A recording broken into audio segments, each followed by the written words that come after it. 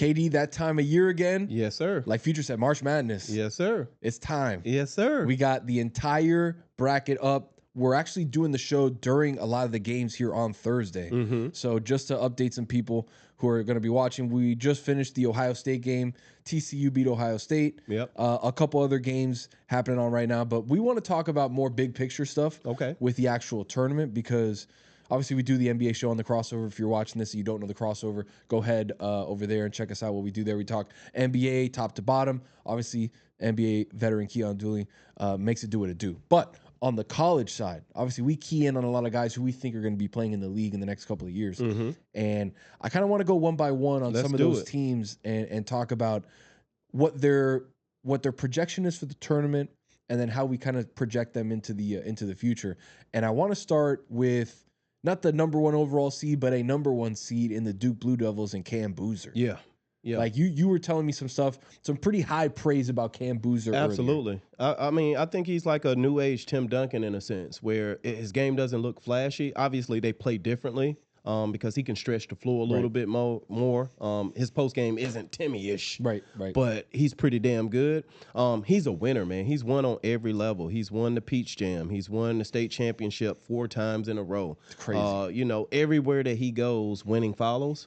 And so, like, Cam Boozer, and, man, big shout out to OG Carlos Boozer, who set the tone for his boys, and they're doing a fantastic job, man, of just, like, bringing winning basketball to Duke. And looking through, they got Siena now in a little bit, but, their bracket is not super tough. It shouldn't be. They got St. John's kind of lurking around there. Tough. Kansas lurking around there, which I want to get to Deron Peterson in a little bit. Michigan State, UConn. So, like, a lot of those guys are going to cannibalize each other. So they'll either play the St. John's early, maybe UConn a little bit later, maybe Kansas a little bit later, depending on who gets out to that, Sweet 16 Elite 8 situation. But it just feels like Duke has been second best team all year. Obviously, Michigan's been great. I think they only have 1 or 2 losses on the season. But Arizona's been pretty damn good. Arizona's been great too. They've got 2 losses on the season. But when you talk about players, right? You look at Arizona's team and you're like, they don't have a Boozer. No, but they got some. They got some good players, but they don't have a guy that's going to go, top 3. Safe to say Boozer go top 3? Oh, it's pretty safe to say maybe top 5 because like Caleb Wilson is a guy who's got a lot of upside, got hurt too. Right? And sometimes that could be more intriguing to NBA teams. So it just depends on who's drafting in those positions. But yeah, I mean, I think Boozer will probably be College Player of the Year, believe it or not. Like just kind of the way that he plays. And his winning and his statistics. Just because Duke is the number 1 seed, and depending on obviously what happens in the tournament. And his statistics. Like, you might not like the way that it looks, but he's getting it done. Yeah. He's getting it done. And, like, DeBance is one of the, best guys that we've seen in a long time. Yeah. But it's very individualized stats. They're a 6 seed in the tournament. They're not as good as we all thought that BYU was going to be. Obviously, Saunders got hurt. That was a big piece for them, too. Yeah. But you said you like Saunders. He's nice. I like Saunders, man. He can stretch the floor. That's a big piece that they're missing. I mean, a guy with that kind of range, that kind of size, that kind of versatility, they're going to miss him. But, yeah, I think BYU, they've had a great season. I didn't crown them just because AJ was on that team. They had the kid transfer from Baylor, who's a solid player. But, like, they just don't have the talent or the depth as a lot of these, Power 5 schools. So I think they got the most out of their talent. Because that's the thing, when you talk about a guy who's going to make $7 million in college to go to BYU, you're hoping to get recoup a little bit of ROI on that. Well, I think they have. As a 6 seed in the tournament? Yeah, because it's not just about that. It's they've been on national television more than ever. True. They've gotten more fanfare. They've actually, it's helped them in recruiting. So they got some other a couple recruits. 5-stars. Yeah, they got some 5-star recruits. And, like, make no mistake about it, man, BYU and their alumni have a lot of bread. Yes. They got a lot of bread out there. Ryan Smith, who owns the Utah Jazz, is a former alumni of that school. There's a lot of people with deep pockets going on. There's a lot out there, and, like, man, you can feel the energy when you're in the state of Utah. Like, they love sports out there. I had an opportunity to live out in Utah for 2 years, and BYU, man, they've been a bright spot. So you have DeBansa, who I think, if not most, he averages top 3 points per game. Yeah, if not leading I think he might be leading the country in scoring. I mean, he's a bucket, man. He's more than just a bucket. Is he the number 1 overall pick? To me, I would take him number 1, personally. And, I mean, like, we have to watch this tournament because I think Peterson has kind of been holding back a little bit. If not now, when for Peterson? Yeah, if not now, them win. If not him, then who? I think he has the most to gain in this tournament, just because like how he's kind of self-load managed, throughout right. the course of the season. And he might be going through something in his body. He might be going through something in his mind. He might be going through something mentally. We do have to factor in the fact that this is a young man and he's still developing and growing into who he's going to become as a man. And he's had to deal with a lot of criticism. And he's a quiet kid as well, so you don't know how that's impacting I've never heard him him. say anything. Yeah, I mean, he's very quiet. He's very mild-mannered and laid back. But when he's rolling, dog, he gets in the beast mode, especially when he sees AJ across from him. It's something that like the light switch kind of goes off for him. The competitiveness. But I think he has a lot to gain. If he has a great tournament and he leads Kansas to the Final Four, I think you can shift that and he might be the number 1 pick. Because man, if he leads Kansas to the Final Four, that means he beat St. John's. That means he might have beaten either Michigan State or UConn. Yeah, and those things are possible. Duke on the way there. Those things are possible, man. Like I don't like Duke has got a good team, man. John Shire really coaches the hell out of his ball club, right? But I don't see them as a super talented team. No, they got one guy who's really, really good. Yeah, I mean, they got some guys who can shoot, who can stretch the floor, who are energy players, defenders. They play really, really well together. They have depth. They can throw a lot of bodies at you. But I don't think they're like extremely talented. That's why I don't have them winning it all. Right. Going to the team you do have win it all, who's the number 1 seed in the. I don't know what region is this? The next region. I got them. I got them. Yeah, I got them Gators. That's what I was gonna say. I got them Gators. Florida winning. Gators. Back to back. Why? In the South region, they play Prairie View tomorrow, 9:25. Yeah, I just like that team, man. I like their talent. I like their effort. I like their coach. I like, the multiple lineups that they can play. I like the different styles that they can play, and I like their experience. I think, getting Lee over there as well, like he's an X Factor type player because he's like really creative off the bounce, and when he's playing well, they usually win. And they've been there before, man. They've been there before, and I just think they're a battle-tested team, and I like the Gators this year. In that same bracket, number 2, them Houston Cougs. Yeah. Led by Kingston Fleming, who's another guy, 7, 8, 6, somewhere in that range of the lottery. Thinner guy. Doesn't have the body that I would want to see at the next level. But for right now, his ability to shoot, his ability to create, his ability to shoot off the dribble, to command the offense. Yeah. For Samson and Houston has been very surprising because going into the season, I don't think we had a lot of hype behind Kingston Fleming. Yeah, well, I watched him play a little bit in high school, just on the internet, just scouring and watching clips and things like that. And the thing that stood out to me is his leadership qualities. Like, verbally, he plays the game vocally, competitively, like Calvin Sampson, to me, is one of the best college coaches of all time. Like, he gets the most out of his players, right? He develops them, and they have this sense of toughness and this ability to play at a high level for long stretches, other than most programs.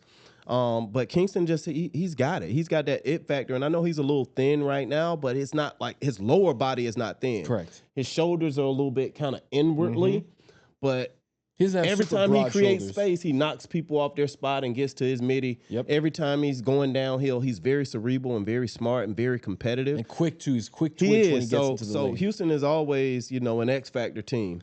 They always are. I love them, and I love another guy in the West Division who is kind of the same situation, right? Like, not a guy super highly touted, but then when the game started happening and there was live fire, it was like, oh, wait a second, this guy's a little built different. You talking about Acuff? Yeah. Oh my Darius goodness. Acuff for the number 4 Arkansas Razorbacks and Calipari. Calipari knows how to coach guards. You've always said that. Like, there's been a lineage of guys that play guard for Calipari that go to the NBA and succeed. Yeah. And like Acuff is going to be that next guy because his ability to shoot anywhere on the floor, 3, mid-range, get into the hoop, his ability to dribble, to make decisive movements on the offensive side of the ball is something that you very rarely see from somebody who wasn't the super hyped guy, right? The Peterson, the DeBanza, the Boozer. This is a guy that kind of flew under the radar. Does it feel like that? Yeah, I think he's flown under the radar somewhat. I think if you're a real basketball head, you understand that, like, yo, this guy's legit. And I know he scored a lot of points this year, but he's really great at facilitating. Yeah. You know, he's kind of cut from an old school traditional point guard. Like I go back to like Chris Paul and Darren Williams, kind of how he plays. He does what it takes to win. That team needs him to score more. So he has to put up buckets, but he's still delivering assists. He's giving effort and energy on the defensive end. He's leading, and he's doing it, man, with so much style and grace that you can't do anything but respect him. And Calipari said, hey, look, I know I coached a lot of great guards. I have, man. You can go back to his UMass days and, you know, them boys from Puerto Rico, Trevioso, and those guys, like, you can go to John Wall and Derrick Rose, and you can go just kind of go down the line, BK and Fox, and I mean, the list goes on and on. Nobody has had a freshman year at the point guard position that Calipari has coached like this kid. He's a proven winner. Yeah. I love his game. I love his energy, and somebody is going to be very fortunate to get that kind of player on their team. He's made a lot of money for himself. Oh, for sure. This season. For sure. Because I don't think he was going to be a lottery pick, maybe late lottery, if that. As the season's progressed and scouts have gotten eyes on him, and like, he had how many? Yeah. 49? Yeah. Damn. Yeah. Hold up, let's keep an eye on this guy. He's the real deal, man. He's the real deal, and he's a traditional point guard. Like, it's not like you see that often. Most guys are now hybrid point guards where they can, you know, their scoring is more lethal than their ability to facilitate. And this guy's a throwback point guard. You gotta love him. We got the KD Bowl. Oh, yeah. The KD game. Oh, Miami versus Mizzou. That's the one I'll be watching most. Late-ass game, 10-10. Hey, look.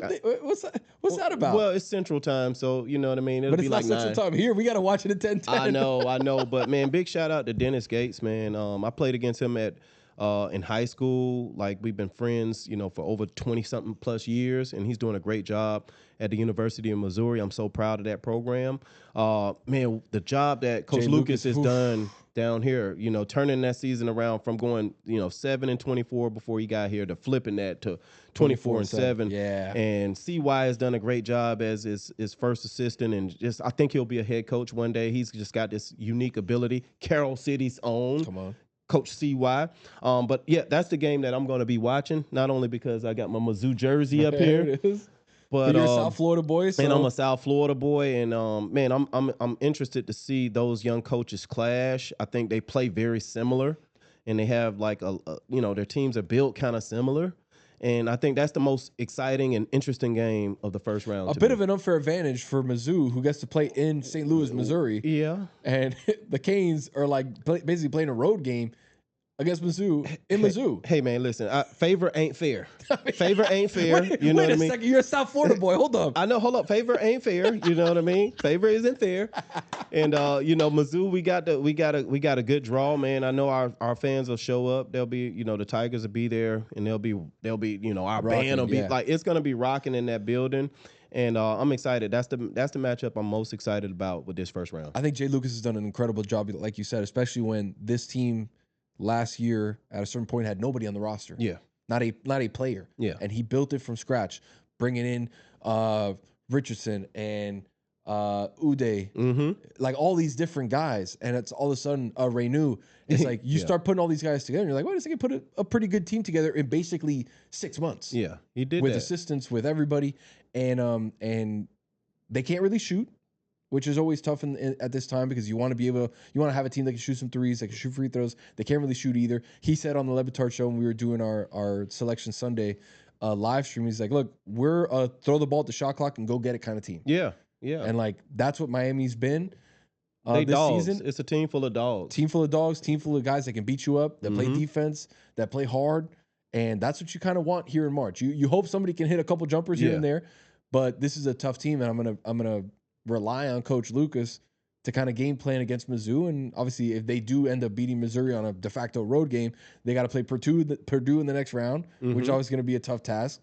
But Miami's on the up and up, especially with the foundation that Coach Lucas is totally setting. agree. And look, man, John Lucas Sr. like really, you know, sparked this for his boys, and he's a basketball historian, a basketball legend. He's played, he's coached, he's worked in the front office, he's done youth sports. And so like John Lucas III, John Lucas Sr., And Ja, they are a basketball family. Yeah. And it's showing, man. He's doing a fantastic job with developing and coaching and getting the best out of his guys. Who's your Final Four really quick as we launch out here? Oh man, I'm getting older, so I don't remember it. I picked all the number 1 seeds. You picked all the number 1 seeds. You got Michigan, Arizona, Florida, Duke. Yep. I got all the number 1 seeds in the Final Four. I just think that like during this time of year, obviously there's always upsets. I'm already down because I picked Ohio State over TCU. So my bracket is already, bust on me. But I'll say like I got all the number 1 seeds and I've got Florida coming out of it just from the experience. I think it's an opportunity to repeat. And I just feel like they have the diversity in styles that they can play fast, they can play slow, they can play physical, they can play finesse. They have multiple lineups, they have athletes, they have big men, they have guards, they have wings, they have a lot of different players who can perform on a high level. My Final Four is Duke and Houston, and then I got Michigan and Arkansas. Okay, I got A-Cuff taking them all the way to the Final Four. But I like that, though. I like that. That's brave, and usually that happens because there always is some type of upset. But, man, this is why we love March Madness. This is why we talk about it. Anything can happen. In that region where I have Arkansas getting to the Final Four, I also have BYU in the Elite Eight. You do? I think the Bansa goes crazy, just puts the team on his back. Yeah. I have them beating Gonzaga. Mm-hmm. I also have Miami in the Sweet 16. Oh, I ain't mad at a little homegrown. I'm not mad at you. You never know. I'm not mad at you. You never know. I got Michigan beating Duke, though, in the championship. And I think they've been the best team all year, and they just have size, they have speed, they have shooting, they have defense. They've got everything. Yeah, right? Yeah. Like, Michigan, they fundamentally sound across the board. And look, they make big plays when the game is on the line. Always. Like, they're not afraid of the moment.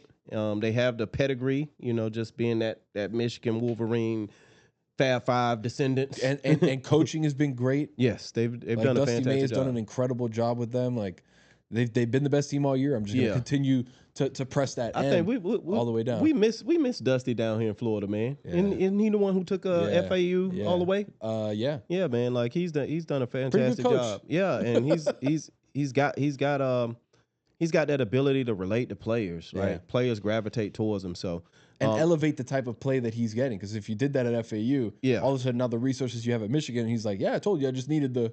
That's all he needed was a chance. I just needed the open door real quick. Yeah, and I'll show you. I got 31-2 or whatever. Michigan was. They killed the game, man. Yeah, it should be fun, man. I'm excited. Very fun. Let's go. So we'll lock in after the weekend and kind of do a little recap of what happened, and then kind of previewing going forward on the next episode of the Crossover. So go check that out. If you like what we did here for college basketball, you'll love what we do on the NBA side. Go check us out at the Crossover on YouTube, on social media, everywhere. He's Keon Dooling. I'm your boy 10-Day Tony. We'll talk to you guys on Monday once we realize the results of the weekend. You gonna watch some hoops tonight? I am gonna watch some hoops tonight after I take my boy out to eat real quick. Come on, let's go. Inside the game. Yeah. Turn it up. Welcome to the Crossover. Keon Dooling, 10-Day Tuning. Let's talk NBA.